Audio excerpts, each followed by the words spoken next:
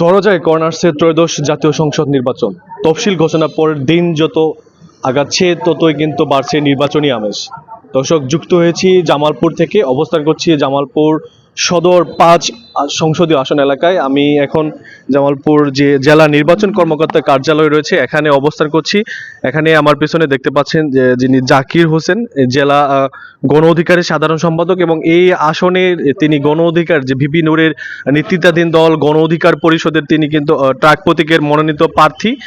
তো এই ট্রাক প্রতীক থেকে তিনি তার যে জেলা উপজেলা যে কর্মী সমর্থকরা রয়েছেন তাদের নিয়ে কিন্তু আসলে তিনি তার যে ট্রাক প্রতীক হয়ে তিনি আসলে জেলা রিটার্নিং কর্মকর্তার কার্যালয় থেকে মনোনয়নপত্র সংগ্রহ করেন। দর্শক, জানিয়ে রাখি জেলা রিটার্নিং কর্মকর্তার সাথে আমার কথা হয়েছে, তিনি যেটা জানিয়েছেন গতকাল পর্যন্ত জামালপুরের যে সংসদীয় ৫টি আসন রয়েছে ৭টি উপজেলা নিয়ে, ৫টি আসনে কিন্তু ২১ জন প্রার্থী ইতিমধ্যেই তাদের নিজ নিজ মনোনয়নপত্র সংগ্রহ করেছেন। তো এখানে আমি এখন কথা বলবো যে জামালপুর সদর সংসদীয় ৫ আসন থেকে যিনি গণ অধিকার ট্রাক প্রতীকের মনোনয়ন পেয়েছেন তার কাছ থেকে জানার চেষ্টা করব যে এই যে মনোনয়নপত্র সংগ্রহ করে তার অনুভূতি, এবং তিনি দীর্ঘদিন যাবত যে মাঠে চষে বেড়াচ্ছেন, তার নির্বাচনী প্রচারণা চালাচ্ছেন, তিনি কেমন সাড়া পাচ্ছেন এবং মনোনয়নপত্র নিয়ে সেটি কবে নাগাদ জমা দেবেন সেটি তার কাছে জানতে চাই।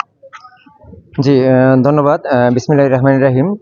বিশেষ করে আমি একজন মুসলিম হিসাবে বলতে চাই যে আমার আল্লাহ পাক যখন আমার রুহ তৈরি করেছেন তখনই আমার ভাগ্যে কি আছে লিখে দিয়েছেন। তা বিশেষ করে আমি মনে করি আল্লাহ পাক যদি আমাকে কপালে লিখে রাখে যে আমি সেই এমপির চেয়ারে বসতে পারবো, জামালপুর সদর ৫ আসনের এমপির চেয়ারে বসতে পারবো, সেক্ষেত্রে আমি মনে করি যে জনগণ আমার পাশে থাকবে, সাথে থাকবে। আর বিশেষ করে জামালপুর সদর ৫ নয়, জামালপুর জেলা স্বাধীনতার ৫৪ বছরে যে অবহেলা বা ভিতরে যে ছিল, এটা বিশেষ করে দেখেন যে জামালপুরে মানে বাংলাদেশের ৬৪ জেলার মধ্যে জামালপুর জেলা আছে ৬৩তম জেলা হিসাবে, যে মানে উন্নয়নের দিক দিয়ে বা ধনির দিক দিয়ে ৬৩তম জেলা। তো আমি মনে করি যে স্বাধীনতার ৫৪ বছরে অনেক এমপি মন্ত্রী হয়েছে, তারা প্রতিশ্রুতি দিয়েছে তারা জামালপুরকে উন্নয়নের রোল মডেল করবে, কিন্তু সংসদে গিয়ে প্রথম অধিবেশনেই তারা বলেছে যে আমরা অবহেলিত জামালপুর থেকে এসেছি, মানে অবহেলিত জামালপুরের অমুক আসন থেকে আমি এমপি অমুক বলতেছি, এরকম কিন্তু বক্তব্যে তারা বলেছে, আমরা শুনতে পেরেছি।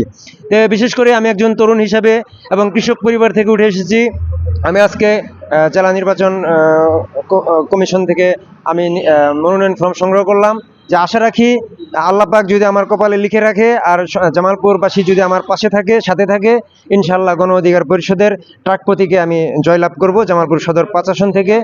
আর বিশেষ করে আরেকটা কথা বলতে চাই যে এরকম ইশতেহারে মনে হয় কোনো এমপি পদপ্রার্থী আজ পর্যন্ত বলে নাই যে আমি জামালপুর সদর ৫ আসনের এমপি পদপ্রার্থী হিসেবে আমার নির্বাচনী ইশতেহারে ১ নম্বরে থাকবে যে সরকারের সকল বরাদ্দ আমরা জনগণের সামনে প্রকাশ করব, বা জনগণের সামনে আমরা যারা হতদরিদ্র, যারা আসলে সেই বরাদ্দটা পাওয়ার যোগ্য, তাদের হাতে আমরা পৌঁছানোর ব্যবস্থা করব।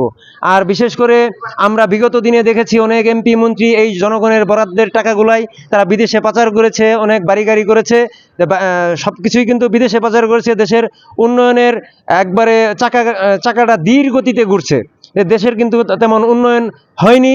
আমি মনে করি যে জামালপুর সদর ৫ আসন নয়, শুধু জামালপুর জেলাকেই ৬৩তম থেকে ১ নম্বরে আনার জন্য আমরা জামালপুর সদরবাসী, জামালপুর জেলাবাসীকে নিয়ে আমরা বসবো, আমরা তাদের সাথে কথা বলবো, আমরা কিভাবে কাজ করলে আমরা জামালপুর জেলাকে উন্নয়নের রোল মডেল হিসেবে গড়তে পারবো, সেই বিষয়ে আমরা জনগণের মতামতের ভিত্তিতে আমরা জামালপুর জেলাকে এগিয়ে নিয়ে যাব। জি, এখন পর্যন্ত নির্বাচনে যে লেভেল প্লেইং ফিল্ড সেটা ঠিক আছে কিনা, সর্বশেষ আপনি নির্বাচন কমিশনের কাছে কেমন পরিবেশ প্রত্যাশা করতেছেন? এখন নির্বাচন কমিশনের জামালপুর জেলা নির্বাচন কমিশনের সাথে আমার কথা হয়েছে, তিনি বলেছেন, আমাকে আশ্বস্ত করেছেন যে, এবং কি রিটার্নিং কর্মকর্তা যিনি আমাদের জেলা প্রশাসক মহোদয়, ওনার সাথেও আমার কথা হয়েছে, যে তারা আশ্বস্ত করেছে যে নির্বাচনের লেভেল প্লেইং ফিল্ড থাকবে, ভোটাররা সঠিকভাবে ভোট দিতে পারবে। কিন্তু আমার মনের মধ্যে একটু ভয় আছে যে আমি আজকে জামালপুর থেকে, আমার বাড়ি হচ্ছে নরুন্দিতে আমি যেতে পারবো কিনা জানি না, কারণ আপনারা দেখেছেন বিগত কয়েকদিন আগে চট্টগ্রামের একজন বিএনপির সংসদ সদস্য পদপ্রার্থী, তার উপর গুলি চালানো হয়েছিল, এবং কি পরবর্তীতে ইনকিলাব মঞ্চের মুখপাত্র শরীফ ওসমান হাদির উপর গুলি করা হয়েছে। তিনি কিন্তু সিঙ্গাপুরে চিকিৎসাধীন অবস্থায় ইন্তেকাল করেছেন। তে তারা দুজনেই কিন্তু প্রার্থী ছিল। তা আমিও জামালপুর সদর 5 আসনের প্রার্থী। আমি মনে করি যে যদি স্বরাষ্ট্র উপদেষ্টা জাহাঙ্গীর আলম সাহেব আছেন, আমি মনে করি তিনি একজন অযোগ্য ব্যক্তি। তার দ্বারা নির্বাচনী লেভেল প্লেইং ফিল্ড তৈরি করবে বা প্রশাসন ভালো কাজ করবে মাঠে, আমার মনে হয় না। বা আমি না, বাংলাদেশের জনগণ বিশ্বাস করছে না যে বর্তমান যে স্বরাষ্ট্র উপদেষ্টা জাহাঙ্গীর আলম সাহেব আছেন যে উনি যোগ্য। আমি মনে করি খুব দ্রুত সময়ের মধ্যে তিনি সরে যাবে, যোগ্য ব্যক্তি আসবে এবং কি প্রশাসন নিজের দায়িত্ব নিয়ে জনগণের জানমালের নিরাপত্তা দিবে। জনগণের জানমালের নিরাপত্তা যদি না দেয়, তাহলে আমি একজন এমপি পদপ্রার্থী, আমাকেও তো মানে আমার জীবনের নিরাপত্তা কিন্তু নাই। জি জি, কথা বলছিলাম যে জামালপুর সদর 5 সংসদীয় আসন থেকে যিনি গণ অধিকার পরিষদের হয়ে মনোনয়ন নিলেন, তিনি যেটা জানালেন তিনি জামালপুর সদর আসনকে অবহেলিত বললেন। বিগত সময়গুলোতে যারা এমপি মন্ত্রী হয়ে এসেছেন এই আসন থেকে, তারা কিন্তু এলাকার উন্নয়নে যেভাবে কাজ করা প্রয়োজন সেভাবে কিন্তু করে তারা তিনি যে বড় কথাটি জানালেন, বর্তমানে যে লেভেল প্লেইং ঠিক তার নিরাপত্তা নিয়েও কিন্তু আসলে তিনি বেশ শঙ্কিত। তিনি যেটা জানালেন, বর্তমান যিনি স্বরাষ্ট্র উপদেষ্টা রয়েছেন তার আন্ডারে কিন্তু যে নির্বাচন হবে, আসলে তিনি সহ বিভিন্ন প্রার্থীও কিন্তু তাদের নিরাপত্তা নিয়ে শঙ্কিত। তিনি এই স্বরাষ্ট্র উপদেষ্টার অতি সত্বর পদত্যাগ দাবি করে একজন যোগ্য লোককে স্বরাষ্ট্র উপদেষ্টা দিয়ে আইন শৃঙ্খলা পরিস্থিতি স্বাভাবিক করে, লেভেল প্লেইং স্বাভাবিক করে কিন্তু তিনি নির্বাচনের কথা জানেন। তো জামালপুর সদর 5 আসনে যে গণ অধিকার পরিষদের প্রার্থী জাকির হোসেন মনোনয়নপত্র সংগ্রহ করছিলেন।